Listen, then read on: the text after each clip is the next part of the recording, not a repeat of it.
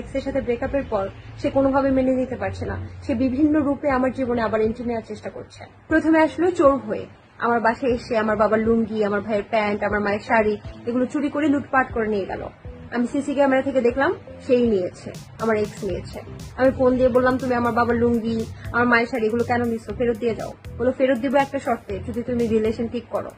আমি বললাম ঠিক আছে, আগে ফেরত দাও, তারপর অবশ্যই রিলেশন ঠিক করবো। তারপর পরের দিন রাতে ঠিকই ফেরত দিয়ে গেল, কিন্তু আমি রিলেশন ঠিক করলাম না। ওই যে একজনকে মন থেকে বের করে দিলে আর কখনো মনে জায়গা দিই না। তারপরে সে আসলো ডাকাত হয়ে, কিন্তু ডাকাতি করতে এসে ধরা পড়লো দারোয়ানের হাতে। দারোয়ান নিয়ে আসলো আমার কাছে। অনেকদিন পর তাকে বাধা অবস্থায় দেখে আমার খুব মায়া লাগলো। বললাম যে এতদিন পরে যেহেতু এসেছো, ডাকাত বেশি এসেছো, ঠিক আছে চলো আমরা একটু কোয়ালিটি টাইম স্পেন্ড করি। তারপর জোরে গান ছেড়ে একটু নাচানাচি করলাম, পার্টি করলাম, একটু ডিজে পার্টি করলাম। তারপর বললাম ঠিক আছে এবার যাও। তখন ও যাওয়ার সময় বললো, যেহেতু তোমার সাথে এত সুন্দর কোয়ালিটি টাইম স্পেন্ড করলাম, আমরা নাচ গান করলাম, এত আনন্দ করলাম, তার মানে তোমার সাথে মনে হয় আমার রিলেশনটা ঠিক হয়ে গেছে। আমি বললাম হ্যাঁ হ্যাঁ ঠিক হয়ে গেছে, বাসায় যাও। বাসায় যাওয়ার পরে সে যখন আমাকে ফোন দিল, দেখলো যে আমি ব্লক করে রাখছি। তখন বুঝলো যে একবার যাকে মন থেকে বের করে দিই তাকে আর মনে কখনোই জায়গা করে দিই না। তারপরে একদিন আমার এক্স ফোন দিয়ে হুট করে বলল, আমি তো ধর্ম পরিবর্তন করে ফেলছি, আমি এখন সংখ্যালঘু। তোমার কি আমার জন্য একটুও মায়া হয় না? বড় বড় গ্রুপরা যদি আমাকে মেরে ফেলে, আমার বাড়িঘর যদি পুড়িয়ে দেয়, আমাকে যদি খুন করে, তাহলে কি হবে? আমি বললাম না, তোমাকে নিয়ে আমার একটুও ভয় লাগে না। কারণ হচ্ছে বাংলাদেশ এমন একটা দেশ যেখানে হিন্দু, মুসলিম, বৌদ্ধ, খ্রিস্টান আমরা সবাই একসাথে কাঁধে কাঁধ মিলিয়ে থাকি। আমরা একজন একজনকে অনেক সম্মান করি, প্রত্যেক ধর্মকে সম্মান করি। এখানে আমার তোমাকে নিয়ে একটুও ভয় লাগছে না, তুমি যতই সংখ্যালঘু হয়ে থাকো না কেন।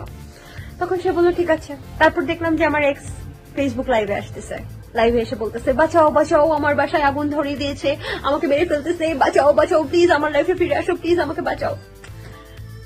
তখন আমি একটুও বিশ্বাস করি নাই। ফোন দিয়ে বললাম তোমার সব নাটক ছাড়ো, বিকজ তুমি এর আগেও অনেক নাটক করছো, আমার জীবনটা নাটকে তেজপাতা করে ফেলছো। তোমাকে আগে বিশ্বাস করে অনেক ধোকা খাইছি, এখন কোনো মতে আর তোমাকে বিশ্বাস করতে পারছি না, সো নাটক বাদ দাও।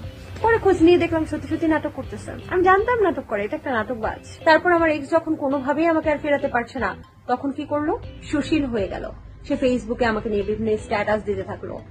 আমি কেন বোরকা পরে চলি না, আমি কেন মাথায় ঘোমটা দিয়ে চলি না, আপু তোমার ওন্না কই, এমন নানান কমেন্টস করা শুরু করলো। ইভেন পাড়ার মাস্তান আমাকে ডিস্টার্ব করেছে, কষে একটা থাপ্পড় লাগিয়ে দিয়েছে, সেটা নিয়েও কথা বলছে। সে স্ট্যাটাস দিয়েছে, মেয়েদের এত স্বাধীনতা দরকার আছে, কি দরকার সন্ধ্যেবেলা বের হওয়া, এত স্বাধীনতা তো মেয়েদের দরকার নাই, এমন স্বাধীনতা কি মেয়েদের আমরা চেয়েছিলাম? তখন বুঝলাম আমার এক্স এখন সুশীল হয়ে গেছে।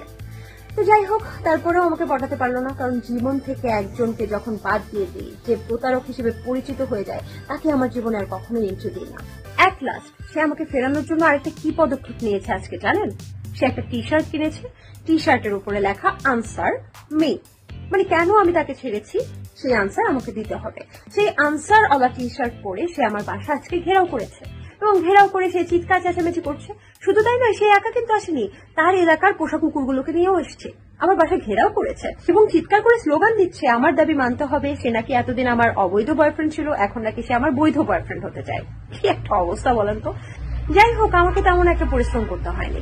এলাকার ছোট ভাই বড় ভাইয়ের মধ্যে মাত্র 20% ছোট ভাই বড় ভাই আসছে, এসে এমন দৌড়ানি দিয়েছে, সে তো ভেগেছে, তার যে পোশাক কুকুরগুলো সেগুলোও ভেগেছে।